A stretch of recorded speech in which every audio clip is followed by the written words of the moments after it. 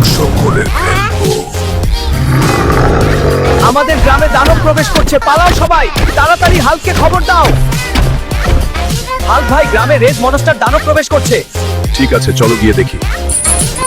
Hulk, আজ তোকে কে রক্ষা করবে? পারলে নিজেকে রক্ষা করে দেখা।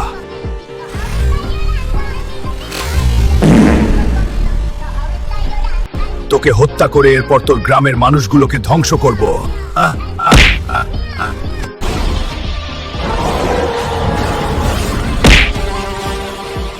Subscribe to Hulk Action Force TV.